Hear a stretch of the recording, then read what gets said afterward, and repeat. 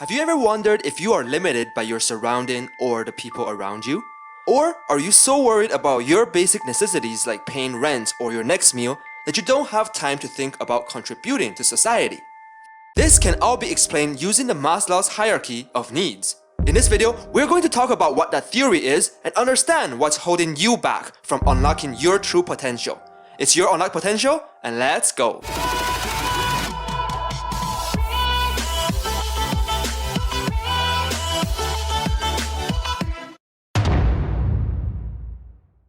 I briefly talked about it before, but in this video, I want to go a lot more in depth because this concept is truly important. In 1943, Abraham Maslow published his paper called A Theory of Human Motivation in the journal Psychological Reviews. And the theory goes like this. There are 5 levels of needs in our lives. You start off from the most fundamental level and you move up the ladder. But here's the key. You cannot fully transition from one level to the next without satisfying the previous level's needs first. Let's talk about each of the levels first before we get into that. The first and most fundamental level is your physiological needs. These are things such as food, water, air, shelter, sex, and physical warmth. The next level is your safety needs. This second level includes your safety, security away from harm or predators, law and order, and freedom from fear. The third level is the feeling of belonging and love. This level includes the feeling of love and care from your friends, family, and intimate relationships along with other qualities such as trust, social acceptance, work, etc. The fourth level is your esteem needs. This includes prestige, feeling of accomplishment such as being a boss or a manager, respect of others, dignity, and independence. Then, last level is self-actualization, which involves achieving one's full potential, unlock true creativity, and contributing beyond. This last level is the level you want to be and the level you want to reach. The 5 levels can be categorized in 2 ways. The first way is 3 main categories of basic needs, psychological needs, and self-fulfillment needs.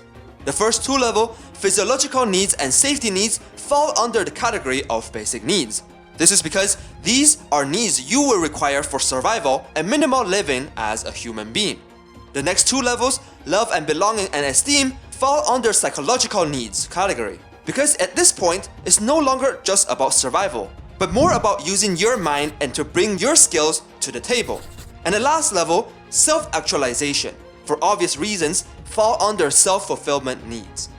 The second way of categorizing is based on deficient needs versus growth needs. The first 4 levels are considered deficient needs, and the topmost level is the growth needs. Deficient needs, also known as D needs, are called that way because the needs of higher level are not sufficient and unmet, which in turn motivates you to be better. Often, the motivation to fulfill such needs will become stronger the longer the duration are denied. For example, the longer a person goes without food, the hungrier they will become. Growth needs, also known as being needs or B needs, do not come from the lack or denial of something, but the true desire to want to grow as a person. Once the growth needs have been reasonably satisfied, then that person may be able to reach the highest level called self-actualization. While there is little scientific evidence for this theory, Maslow himself has acknowledged this. In 1954, he fully expressed the details of this theory and it has withstood the test of time. It is often used as a framework in sociology research, management training, and secondary and higher psychological teachings. In the 1960s and 70s, these 5 stages actually shifted to an 8-stage model, but that's for later in this video. Enough about the theory, let's talk application first. Okay, so I've talked a lot about what is the theory of Maslow's hierarchy of needs, but why is it even important? Why is understanding this theory able to help you break away from limiting your true potential? Well, as I said earlier in this video, in order for you to go higher in your level of needs, you should have fulfilled your required needs. For example, you won't be thinking about having friends or loved ones, level 3, if you don't even have a place to live, level 2. You might not even be able to think about a place to live, level 2, if you have limited air to breathe, level 1. And this is why in order to be better, you need to have your basic needs met. In fact, For most of us who were born in developed countries and in the middle class, we don't have to worry about shelter or food. We already have the first two levels met, and that we sometimes take it for granted. But it's because we already have our basic needs, we can try to achieve level 3 and level 4 throughout our life. One thing to note is that not everyone can get to these later levels, and some might not even have the earlier levels fulfilled. It requires self-awareness and motivation to get to later levels, to get a better life. For some people, they are satisfied with a simple life with just their basic needs met. But for those who want to achieve more, they need to realize that some people, even with basic needs met, have trouble making friends or relate to others on a social level. This can in turn affect their career or networking skills. This is why soft skills oftentimes is so much more important than technical skills so that you can become managers, leaders, or bosses. They can push beyond that limit and earn the respect of their peers or colleagues. Once they have acquired those needs, they can try and become the best version of themselves and perhaps one day give back to society. During the 1960s and 70s, the original 5-stage models actually shifted to include a 7-stage model and then an 8-stage model. 2 additional levels were inserted between the 4th and 5th level, and they are cognitive needs, which is striving for knowledge and understanding, curiosity, exploration, need for meaning and predictability, and aesthetic needs, appreciation and search for beauty, balance, form, etc. After these, then comes self-actualization needs, which we talked about.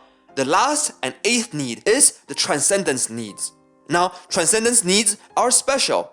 This one is when a person is motivated by values which transcends beyond the personal self.